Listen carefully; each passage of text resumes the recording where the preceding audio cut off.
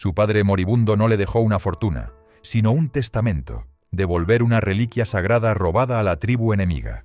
Elara se dirigió a inmolar su propia vida para pagar el pecado de su padre. Pero el jefe que la esperaba, en lugar de castigarla, le entregaría su corazón. Elara tenía 23 años y estaba viviendo el momento más difícil de su vida. Su padre, Lord Silas, un antiguo comerciante rico, se retorcía en su lecho de muerte bajo el peso de sus pecados. Silas confesó que, años atrás, durante sus actividades comerciales ilegales en tierras tribales, había robado el corazón del sol, un diamante que se creía traía prosperidad y que era la reliquia más sagrada de la tribu. Este robo era la causa real de la pobreza y la sequía de una tribu que Elara desconocía, la tribu Tormenta Plateada. Silas, consumido por el arrepentimiento y el miedo, le suplicó a Elara que devolviera personalmente el diamante a la tribu y pidiera perdón. «Prométemelo, Elara», imploró su padre con su último aliento. «De lo contrario, mi alma no encontrará la paz». Aunque abrumada por el peso del pecado de su padre, Elara aceptó este último deseo. Su lealtad al único hombre que había honrado su existencia la arrastraba a una misión mortal. Elara partió hacia las tierras de la tribu Tormenta Plateada con el diamante viejo y oscurecido que le había dejado su padre. Sus ropas del mundo civilizado se hicieron jirones rápidamente en los límites de la tribu. Después de días de un viaje agotador, Elara fue capturada por los guerreros de la tribu en un punto donde la esperanza se cruzaba con la desesperación. La arrastraron ante Kaylen, el jefe de la tribu, un líder joven, fuerte, cubierto de cicatrices de guerra, pero inmensamente honorable. Elara, arrodillada, le presentó el collar de diamantes a Kaylen. «Pertenecía a mi padre», dijo Elara con voz cansada. «Lo he devuelto. Por favor, perdonadme». Kaylen se quedó helado de rabia al ver el collar. Era el símbolo de la mayor tragedia de la tribu, de la sequía y el hambre interminables. El consejo tribal, en lugar de alegría, clamó con furia al ver el diamante. Zola, la chamana, ambiciosa y manipuladora, se adelantó. «Esta mujer es una espía. Ha traído de vuelta esta piedra maldita años después para profanar a nuestros espíritus». La voz de Zola reflejaba todo el dolor y el prejuicio de la tribu. Zola manipuló a los ancianos y exigió la ejecución inmediata de Elara. Kaylen tomó el collar.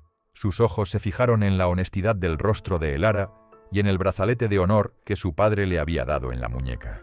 El primer instinto de Kaylen fue protegerla, pero las leyes tribales exigían la sangre de un ladrón no arrepentido. Kaylen encerró a Elara en la tienda de un prisionero, sintiendo un gran dilema sobre cómo juzgar a esta chica inocente que pagaba por el pecado de su padre.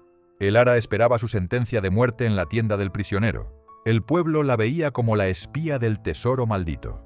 Zola, para consolidar su autoridad, atormentaba continuamente a Elara, dejándola sin comida ni agua. Kaylen, por su parte, hacía todo lo posible por proteger a esta chica inocente que cargaba con el peso del pecado de su padre. Iba a la tienda de Elara por las noches, sin que nadie lo viera, y le llevaba comida y agua. El honor inquebrantable de Elara había comenzado a ablandar la dura fachada de guerrero de Kaylen. Aunque Kaylen intentaba ocultar sus sentimientos, la compasión pura que veía en los ojos de Elara calaba hondo en su corazón. Kaylen intentaba comprender esta traición. Le preguntaba a Elara por qué la tribu seguía sufriendo sequía después de la devolución de la perla de la lluvia. La chamana Zola explicaba la situación como la profanación de la reliquia por manos impuras. Sin embargo, Kaylen no creía esta explicación. Kaylen interrogó a Elara. Elara le contó que en las notas de su padre había visto que se estaba llevando a cabo una minería colonial ilegal en un área cercana al río que alimentaba la fuente de agua de la tribu. Esta minería había provocado la contaminación del suelo y la retirada del agua. Esto no era una maldición, sino el resultado de la avaricia occidental, de la cual el padre de Elara también había sido parte. La mente de Kaylen se aclaró al escuchar esta información. Zola conocía el problema real de la tribu, pero lo estaba ocultando para aumentar su propio poder. Kaylen decidió confiar en Elara. Sin embargo, Zola notó el interés y los interrogatorios de Kaylen hacia Elara. Zola ideó un plan siniestro para vengarse. Reclutó a Jabari, el guerrero ambicioso y rival de Kaylen. La misión de Jabari era silenciar a Elara para siempre y lograr que Kaylen fuera excomulgado por enamorarse de una espía. Zola jugó su última carta en el consejo tribal. Kaelen muestra misericordia hacia esta extranjera, gritó. Pero los espíritus están impacientes. Si esta mujer es inocente, debe pasar la prueba de la verdad y resolver el problema de la sequía encontrando el agua perdida. Si fracasa, será maldita para siempre. Este era el desafío que Kaelen no podía rechazar. Elara se vio obligada a defenderse ante el consejo. Contra los falsos rituales de Cira, ella se alzó con su propia inteligencia. Kaelen le dio una oportunidad a Elara. Si podía resolver el problema de la sequía, no sería sacrificada. Elara comenzó a examinar los complejos canales que controlaban el agua de la tribu. Aplicó los principios de la geología y las ciencias del agua que su padre le había enseñado. Al rastrear los canales, se dio cuenta de que lo que cortaba el flujo del agua no era una maldición mística, sino un bloqueo natural causado por un gran desprendimiento de rocas. Encontró a Kaelen de inmediato. Con un palo, dibujó en la arena el mapa de los canales y señaló el bloqueo. Kaelen quedó asombrado ante la explicación científica. Esta mujer, solo con su inteligencia, había resuelto una verdad que él mismo no podía ver. Kaelen hizo que se excavara en el lugar que Elara señaló. Cuando se retiró la roca, el agua comenzó a fluir abundantemente por los canales de la tribu. El pueblo gritó de alegría, y la autoridad de Cira se derrumbó. Esto demostró que Elara no era solo una prisionera, sino un activo vital para el futuro de la tribu. Esa noche, Kaelen visitó la choza de Elara. Ya no era el hijo de un jefe, sino un hombre que quería compartir su soledad y su vergüenza. La mano de Elara todavía estaba cansada de dibujar el mapa. Kaelen la atrajo hacia sí. Su admiración por ella se había transformado en un amor apasionado. «Tú», le susurró Kaelen, «me has demostrado que la fuerza reside en el intelecto, no en la lanza». Elara sabía el peligro de ese momento, pero en los ojos de Kaelen vio por primera vez compasión y aceptación. El amor se transformó en una alianza inquebrantable en medio de la mentira y la vergüenza. Su primer beso no fue el sello de un acuerdo, sino el refugio mutuo de dos almas heridas. Kaelen juró encontrar la fuente de la conspiración contra ella. La alianza de Elara y Kaelen llevó el odio de Cira y su aliado y antiguo prometido, Jabari, a su punto álgido. Cira había sido humillada en público, su poder desmantelado. Jabari, por su parte, al ver la debilidad de Kaelen por esta mujer extranjera, decidió hacer un último movimiento para apoderarse del liderazgo. Jabari y Cira sabían que Lord Julian, el hombre que Elara había rechazado, seguía en la región. Julian jamás había perdonado la humillación pública de la ruptura del compromiso. Jabari ideó un plan siniestro.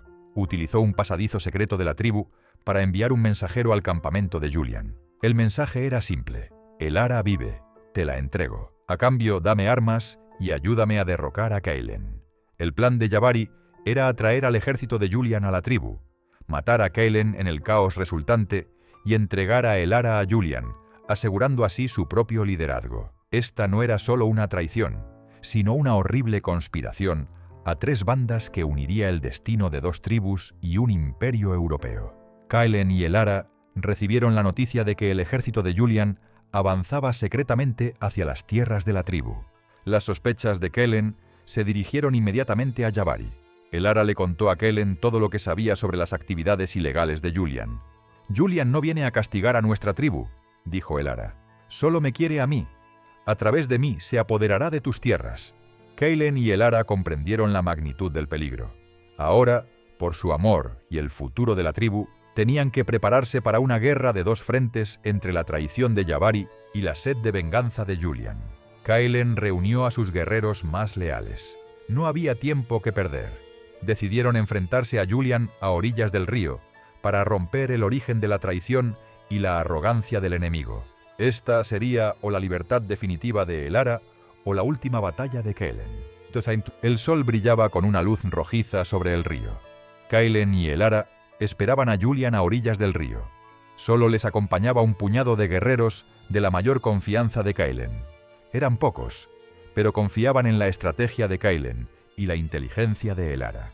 Kaelen le dio a Elara las últimas tácticas. «Tú dividirás al enemigo con tu ingenio, y yo venceré con mi fuerza». Justo en ese momento, Julian y sus mercenarios aparecieron. La cara de Julian brilló no con ira, sino con codicia al ver a Elara viva.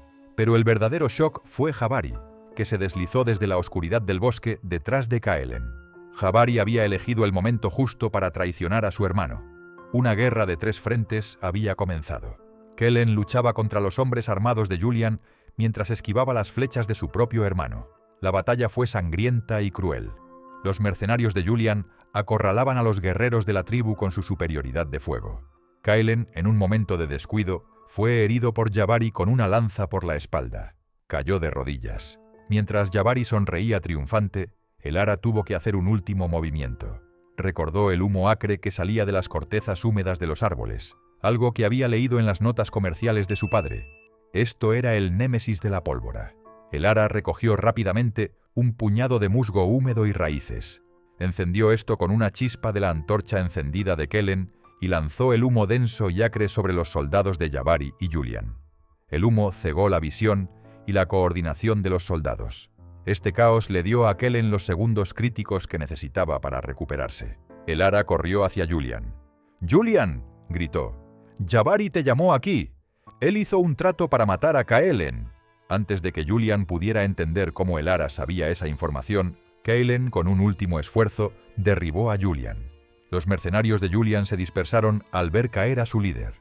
Cuando terminó la batalla, Jabari fue capturado, herido, con la prueba de su traición. El ara, mientras intentaba detener el sangrado del hombro de Kellen, sabía que la victoria tenía un alto precio. La guerra había terminado. El jefe Zuri reunió a un gran consejo. Kellen, con el hombro herido, expuso la traición total de Jabari, las intrigas de Zira y el asesinato cometido por Julian.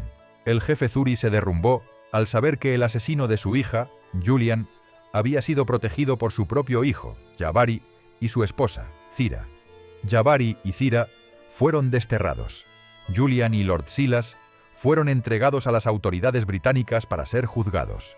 El ara había obtenido su venganza no con sangre, sino con justicia e inteligencia. Ese día, Kellen caminó hacia el ara. La sangre le corría por el hombro. «Me salvaste 2 veces», dijo sin aliento. «¿Por qué?». El ara le tomó la mano. «Porque», dijo, «tú me enseñaste que decirle no a un monstruo era más valioso que decirle sí a un jefe, y pagué esa deuda con honor». Kellen se arrodilló, le puso a el ara un brazalete de marfil que había pertenecido a su madre. El ara no vistió un traje de novia blanco, sino una capa de guerrera tejida con los colores de la tribu. Kellen la proclamó su reina estratega ante el pueblo. «Ella es la mayor estratega de la tribu y nuestra nueva ley». El ara, que había llegado a esas tierras como una refugiada, conquistó el corazón de un guerrero con su inteligencia y sentó las bases inquebrantables del futuro de la tribu. Ya no había deudas, solo amor, honor y un futuro Sarsilmaz, inquebrantable.